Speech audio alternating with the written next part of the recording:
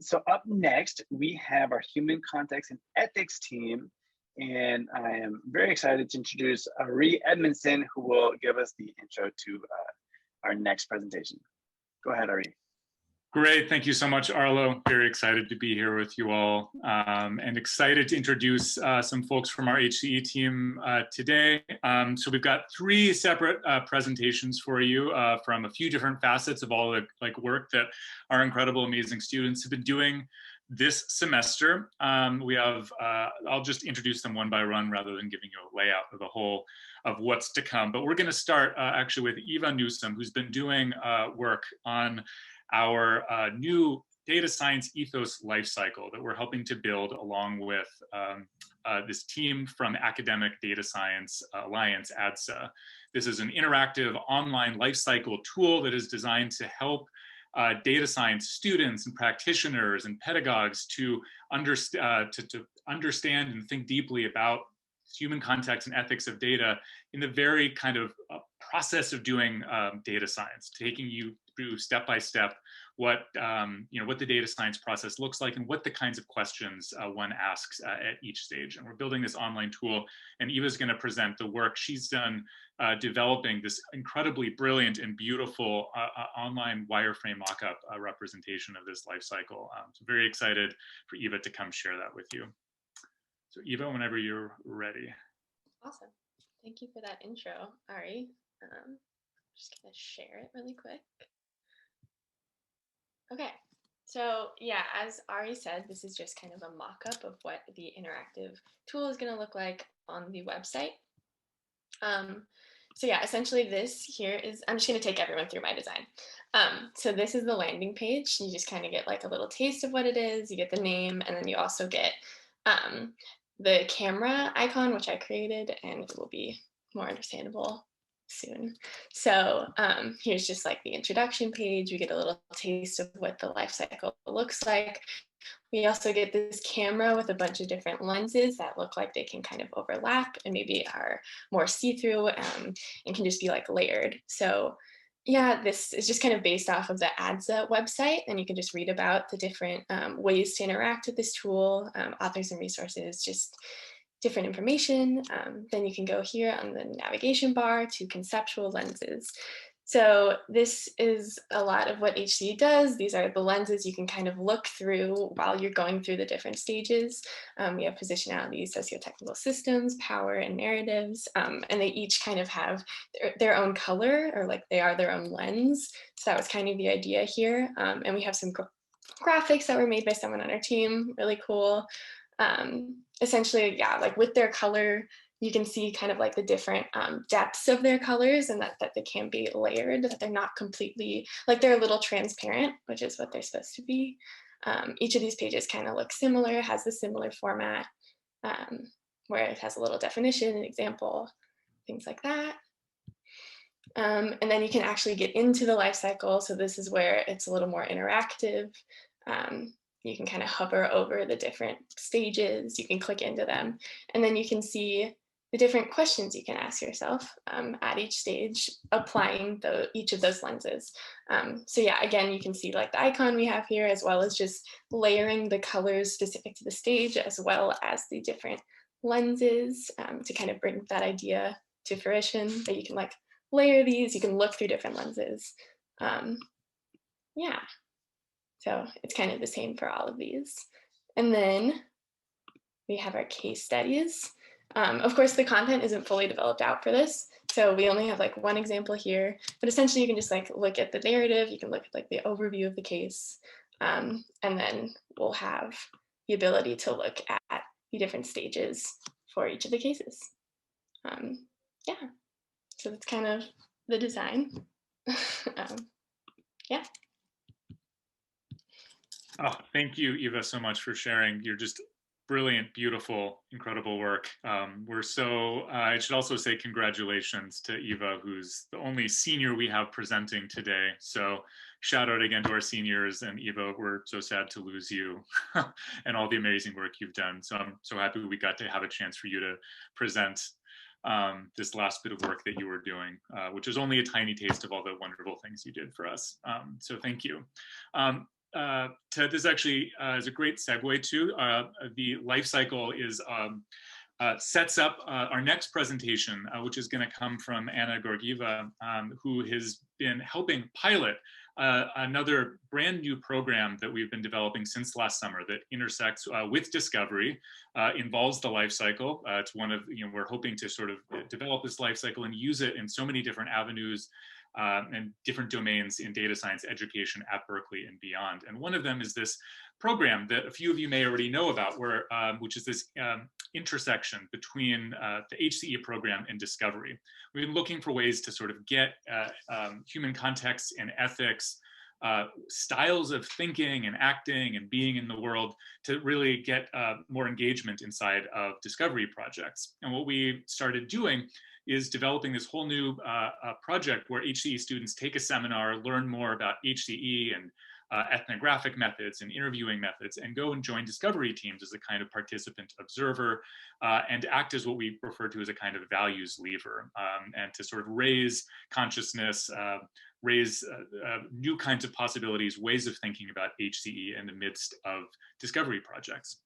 So Anna sort of bravely accepted piloting this before we even had a program by just jumping onto a team that actually was no longer a discovery team, but once was, starting last summer.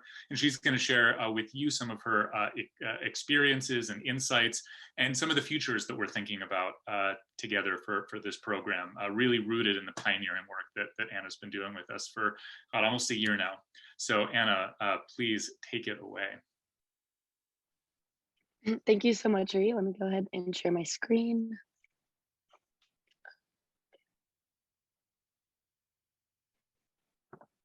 Okay. Oops, sorry, my camera just turned off. Okay. I'm Anna, and I'll be presenting on my HCE work within a discovery project. So essentially, combining HCE and discovery has two key goals. The first one is creating the space for and starting conversations about social impact and ethics within given discovery projects via the integration of HCE students like me onto certain projects. And the second goal is HCE students will create materials to teach other data science students about how they can think about the full social context and impact of their work.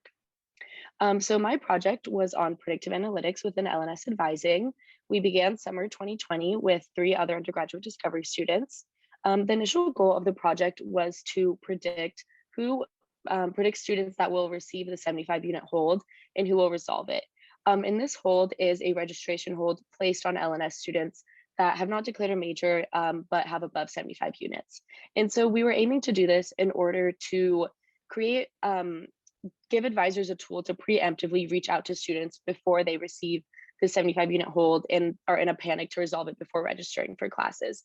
And this would allow advisors to prioritize and identify students that may not even be coming to the advising office, but would greatly benefit from advising. And the data sets used were academic data, such as GPA, your year in school, your units completed, and if you declared a major or not. And so our outcome was that we were actually unable to predict who will receive the 75-unit hold.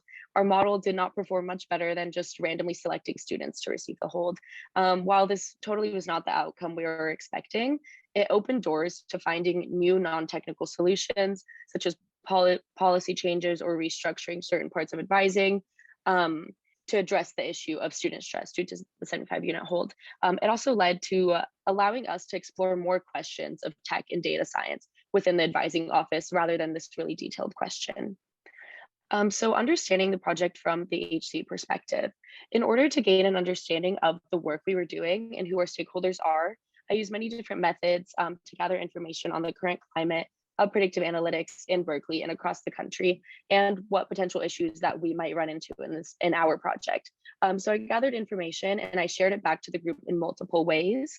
The first one was through literature reviews. There's already a lot of existing literature on predictive analytics within higher education. For example, some universities use prediction to improve retention rates. Other universities might use prediction to help students decide what class to take next.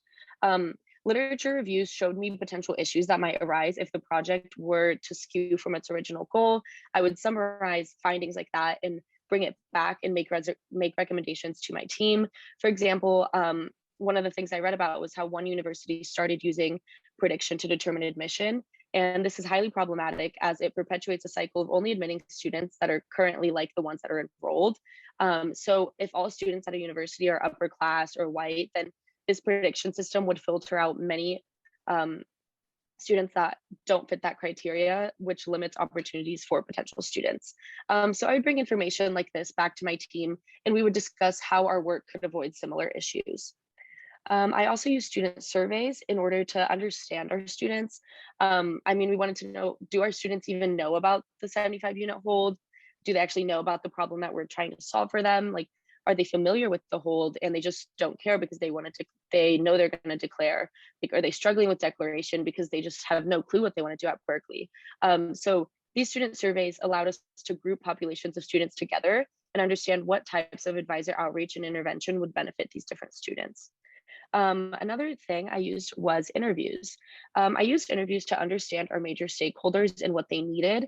I performed many interviews with LNS advisors to make sure that the tool we were building would actually be useful in the context of their current work and institutional structure. I would summarize findings from interviews to update my team on how our stakeholders were feeling about our work. And this is really important because it kept everyone in the loop and made sure that our stakeholders felt heard throughout the development of the tool and didn't feel like blindsided all of a sudden, like you will have to use this. So keeping them in the loop was really important to us. And finally, I used the data science lifecycle that Eva mentioned. And this is a tool to think through the development of the project. So as my team worked, I would periodically check in using the lifecycle to see if this is the track we wanted to be on. And I would say like, okay, like this is what we did for problem identification. Is this what we wanted to do? And is this where the track that we want to head down? So specifically, the life cycle also allowed us to focus on issues of like representation, labor, and institutions, which I'll get into later. And an example of using the life cycle during a discussion with my team was that during the modeling portion of the life cycle, we had a really productive discussion of if our model can even accurately represent and classify the human experience of deciding what major to declare. And like, if it's not able to do that, like, is our model even going to be helpful? So very, very useful to like think through ideas. So important topics within the project. When doing HCE work, there are many ways to view a project. Specifically, there's an HCE toolkit that provides many different lenses and theories on how to view technology and society-related projects and how they came to be in the datafied world. So these tools allow for the most pressing issues and valuable information to really emerge. And while performing my literature reviews and my student surveys and interviews, I identified 3 major HCE tools that I believed our project could focus on. The first one was institutions. So institutions refers to the informal customs, norms, and formal laws and organizations that support and generate forms of social order. In our case, this is the culture of LNS advising in UC Berkeley. So looking through a lens of institution is very important because it is where a tool is being built. So I would ask guiding questions such as, how does our tool fit into the larger institution of LNS advising and UC Berkeley as a whole? How does administration and current structure impact what kind of tool we can even make for advisors? And does the institution cause any limits to our tool? So heading on to the next tool, I identified labor to be an important lens. Labor refers to the physical or mental activity for the sake of sustenance of life in the conditions in which this activity takes place and acquires value. In our project, labor means specifically the work done by advisors and administrators within LNS advising. Labor is a really important piece to prediction because the goal of prediction is to make labor more efficient and to save time. So it's important to understand how our prediction tool could potentially change the way that advisors do their work and do their labor and how they reach out to students and communicate with them. And lastly, I identified representation. Representation refers to the way in which things are made to stand for another thing. So technologies create representations of people and of social phenomena that do particular work in the world and acquire a life of their own that refigures the identity and the agency of the represented person or phenomenon. It's important that our project did not represent certain students as at risk or label them as something that may lead to negative consequences for them later down the road as they interact with advising. So with representation, we asked questions like, How are we representing our students? Are any populations being left out? Does our data represent students well? Do certain students get under or overrepresented with our model? And these are really important questions to ask when building a tool that needs to be able to provide fair and equitable benefits to students. So when I first started this project, I believe my major concerns to be about the privacy of students and how their data will be used to represent them. I was worried that students would have no say in how the model views them, and this would impact the way that advisors communicate and interventions that advisors give to them. For example, I feared that students that are represented as struggling or at risk might be like put off by intensive advisor intervention if they knew that they were labeled as like at risk or struggling. Because that might perpetuate a cycle where they internalize that label of struggling. And so in an interview with an advisor, I asked what her major concern about the project would be. And she said that it may be impossible to actually create a data set that can summarize the student experience of deciding your major. And she said that your GPA is not a valid indicator of whether or not you will declare a major, and rather there are many other factors that are actually impossible to measure that decide your major and when you're going to declare. Things such as family pressure of what to declare, social pressures of what you think an individual should do, or like how someone views themselves and their own capabilities. I found this answer to be incredibly different from what I viewed the major concerns to be. And because I had focused on how the model will represent students, yet this advisor was skeptical that the model could even accurately classify students given the complexities of being a student. And so as we continued our data analysis, we did indeed find that GPA was not a good indicator of whether or not someone will declare.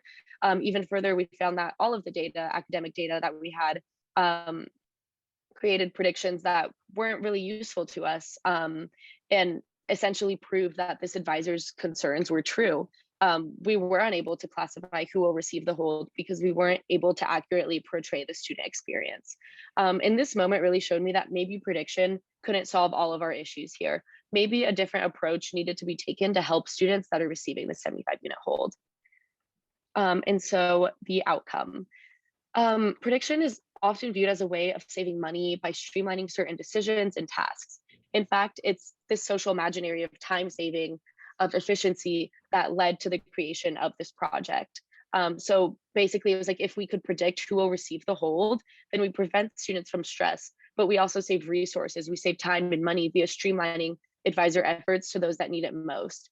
And as data scientists, we want our tools to be able to fix everything. And prediction is a tool with a lot of hype around it, which leads many institutions, such as LNS Advising, to pour resources and money into prediction to solve our issues. But after 3 semesters of data analysis and modeling, what we actually found was that we weren't able to predict the students receiving the hold. And we had aimed to save LNS money and resources through this prediction, but we may have made it even more costly by pouring a lot of resources into prediction rather than other solutions. However, the failure to predict who will receive the 75-unit hold didn't bring the project to a close. Rather, we used this information to create an argument towards a proposed policy shift that would make the hold based on the number of terms a student has attended Berkeley rather than units. And we did this because our data analysis showed us that it was actually more accurate to determine when someone should be declared by based on the amount of time they spent at Berkeley rather than by units. So overall, it's not to say that prediction is not worthwhile and that it's not beneficial, but rather that as data scientists, we must understand the full scope of our project in order to understand if the tool prediction is the best solution in that context. So in my project, learning that prediction may not be the best solution to our current issue actually led us to create an argument towards a more beneficial policy shift and gave us the space to explore these other avenues and think about other ways that tech and data science might be used within LNS advising as a whole. So as I mentioned previously, one of the key goals of HCE and Discovery is to create some sort of learning material for future data science students. So based on my findings from observing this research project, I aim to create a concrete product geared towards students in the midst of a real world research project. And the learning objectives that I have for my final product, the first one is that data science students really see themselves as engaged in world making processes. And world making refers not only to the impact that you have with the project that you're currently on, but also understanding how like this project and this tool that you're creating is going to become durable in institutions. It's going to become a part of our everyday life. It's going to reshape our assumptions and transform our relationships and identities. So data technologies really have a lot of power to determine like who fits into the world and who doesn't. And thus, a student must really see themselves as an integral part of world making in order to fully understand the impact of their project and to really hold themselves responsible for the technology they create. My second goal is that data science students gain the tools necessary to develop agency in exploring the social impact and ethics of their own project and really diving deep into that and understanding how to take action or even imagine alternatives based on their own ideas from what they've gathered. And this allows students to avoid unnecessary work by really prioritizing solutions that will actually benefit stakeholders and create positive outcomes. And so while my final product is still kind of a work in progress, I aim to turn the narrative of my observations throughout this project into an interactive and tangible product that can help guide students in the midst of a project. One concrete way to achieve this is through the life cycle that was previously mentioned. So this would allow students to click through and understand the major components of their project based on each individual phase that they're in. And so my life cycle would have a focus on institution, labor, and representation. And this would allow students that have identified similar concerns or issues to my project within theirs to be guided through ways of exploring their own project and what actions could be taken to best address their social impact concerns. Thank you so much for listening.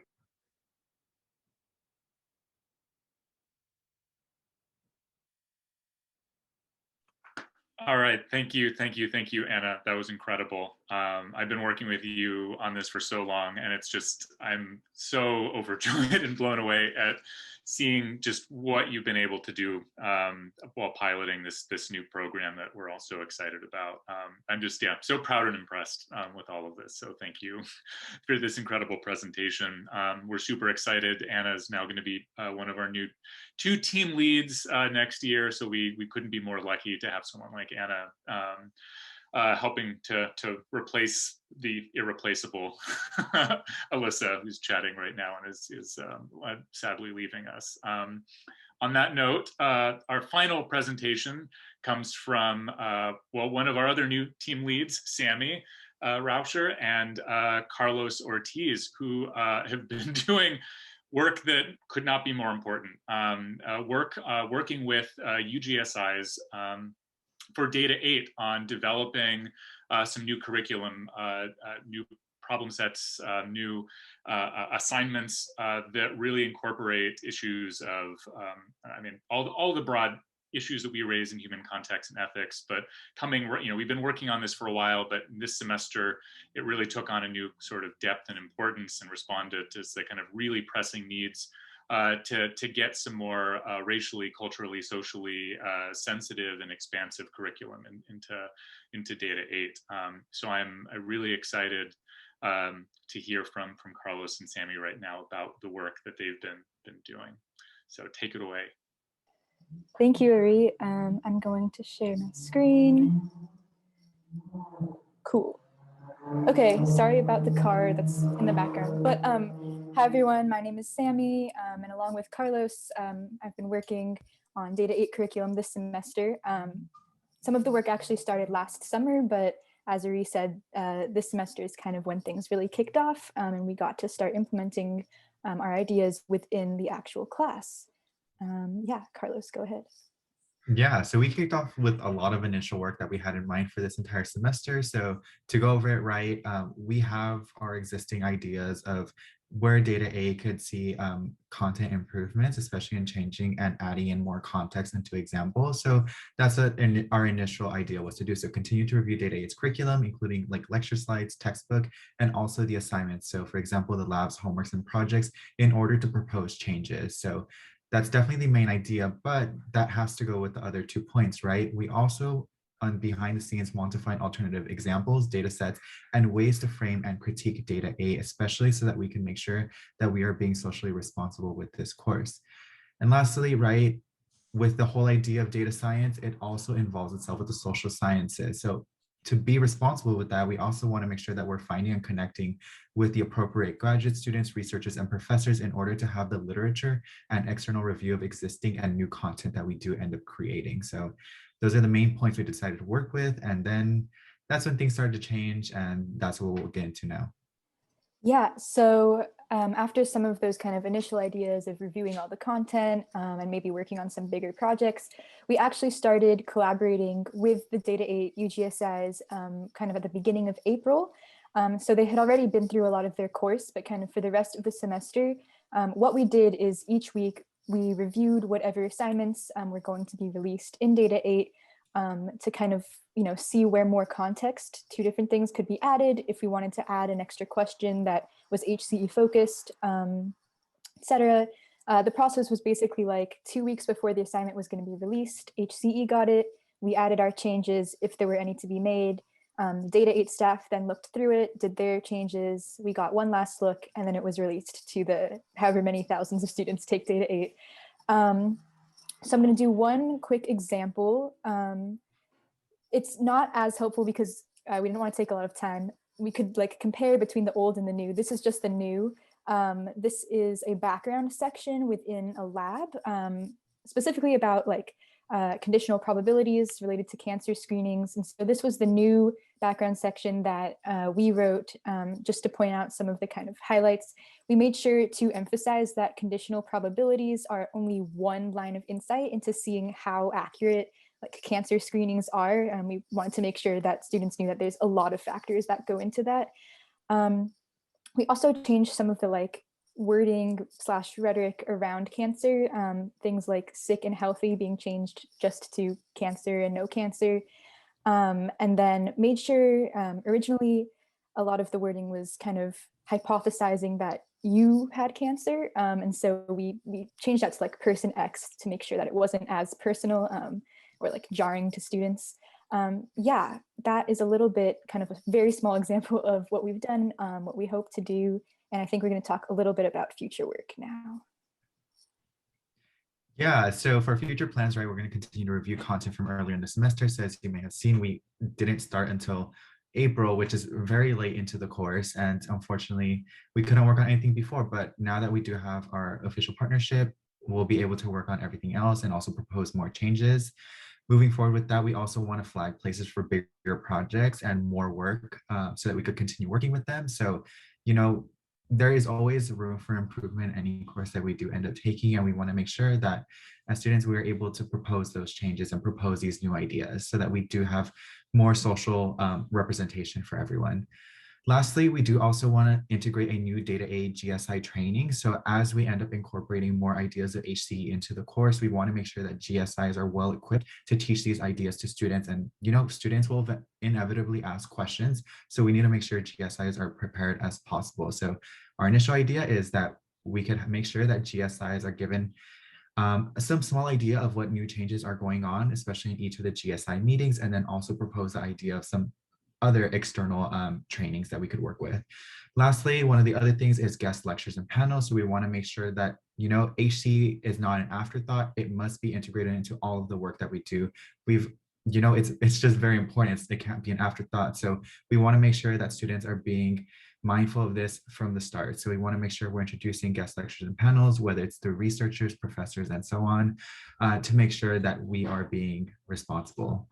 But other than that, I think that's it for our work in Data 8 this semester, and we're excited to keep working on it moving forward. And also a special thanks to both Alyssa and Eva for working with us on the Data 8 content revisions. And lastly, our supervisor, Margot, for her continued support. Thank you, everyone. Thank you. Oh, thank you so much, Carlos and Sammy. There's no one I could wish more would be on this project. The two of you have done such brave and difficult, emotional, important, and just brilliant work. And I'm again feeling so lucky that we're going to have you, Carlos for another year and Sammy for a couple more years. We're thrilled that you're really spearheading this effort. So that's all from us. I guess I'll turn it back over to you, Arlo. Thank you for giving us this time and space to share some of our work.